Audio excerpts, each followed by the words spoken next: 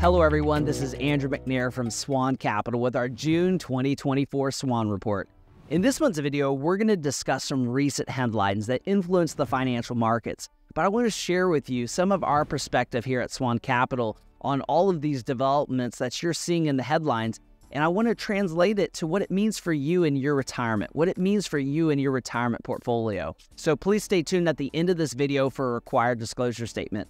Now, at SWAN Capital, our market outlook remains cautious because of world conflicts, higher consumer credit, and coupled with higher interest rates. We've been keeping a close eye on the economy's thermometers, the markets, thermometers like the Buffett indicator, the Shiller PE ratio that are just screaming red hot that the market is overheated.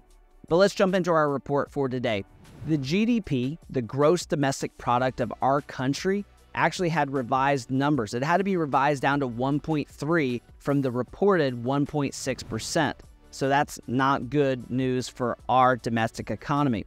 This weak growth was revised downward to even weaker numbers, coupled with 3.4% inflation.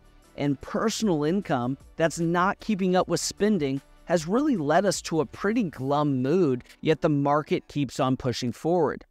Now, when adjusting for inflation, consumption actually declined, meaning consumers spent more on purchases in April, but ended up buying less than they did in March. That just doesn't add up to a healthy, robust economy, and it's a large reason why many feel like they've been left behind. There are all those out there, and I can appreciate this, that are experiencing an emotional recession. You have a job, but you aren't confident about your future. You're fatigued with high prices, and it's taking more and more money just to keep up.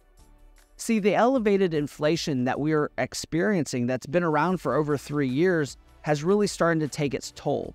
And the last time we saw a reading of inflation below 3% was in April of 2021. Now, sure, 3% may not sound like much, but we've seen a total of 17% increases in the CPI, the Consumer Price Index, since April of 2021. And because of the memory is so recent, we seem to rebel mentally to accept this. We've become accustomed to a way of life, and that way of life gets more and more expensive, so we stretch ourselves to maintain it until we finally snap. This is what makes people feel like we're in an emotional recession, and why the Fed will not be able to tame inflation, because if it continues to keep rates high or raises them further, it could guarantee an actual recession, not just an emotional one. And the Fed is trying to keep it down to a preferred 2% inflation level, but that is very difficult with the record inflation that we've had. So that's really the only difference between a slow death and a sudden one. The results are still the same. The cure for higher prices is higher prices. We will reach a point as a consumer where we actually say, no, I will not pay that. I will refuse to pay for an $8, $9 coffee. Prices increase, then they may slow, but they will not give up those increases without a painful recession. Right now, we are experiencing a slow death. Real wages are stagnating. The economy is barely growing, and interest rates are high, and inflation keeps gnawing away at our wallets.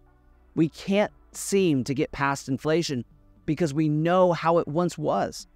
So desperately we want to move on, but we keep on thinking about 3 years ago. Now, on the other side of the Atlantic, the European Central Bank, which began hiking rates in August 2022, has decided to cut rates by 25 basis points to 3.75, after seeing that inflation numbers have stabilized since the beginning of the year. And I think that's a little risky in my personal opinion. I think rates will have to stay higher. I do not think that inflation is done with. I understand where the Fed is coming from. They are in a tough spot. They don't want to get caught like they did in the 70s and 80s, where they actually lowered interest rates, but inflation came back with a vengeance. They're trying to avoid that at all costs. However, the geopolitical landscape remains tense. The conflict in the Middle East showed little progress towards resolution, and Putin warned NATO about the use of their weapons supplied to Ukraine, as well as China, who's conducting military drills all around Taiwan. President Biden also announced further tariffs on China in key sectors, including semiconductors and electric vehicles. So all of this tension does not play well with the economy. And if you're confused about the current state of the economy, you're definitely not alone. The data appears to be very puzzling and very conflicting. And that's why here at SWAN Capital, we have started backpedaling. We have started preparing our portfolios for potentially a market pullback. So each time the market hits a new high, we pull back some of our allocation into more of our conservative portfolios. We're also considering the tax implications of any such moves that we're making in taxable accounts, but this is the time to consider doing RMDs, considering taking some of those distributions now while the market is high. Now, if you would like to get a second opinion on your investment accounts, you want a second opinion about your 401k allocations, please feel free to schedule that complimentary visit, because this is a perfect time to look at your portfolio, look at your allocations and your financial plan to make sure that it matches your financial goals. Because as the market seems to be overheating without any good news to back its growth, this is the time to reevaluate. So I do want to tell you that we have some great events coming up. We have a bunch of live events that are going to be at the Grand Marlin and Jesse's Steakhouse in August, and you want to get RSVP'd as soon as possible. If you're already a client, think about anyone that you know that's retiring that would love to hear this report, but would also like to meet Scott Malik, our estate planning attorney, that might want to meet myself and hear about our methodology of investment planning. So bring them to one of these events. I'm sure they would love to thank you after they come to the event. We get such a great response from all the clients that have brought a family and a loved one that really appreciated the invitation. That's it for this month's SWAN Report. I want to thank you for listening to this report every month. Please remember that nothing we talk about here is a personal recommendation for you.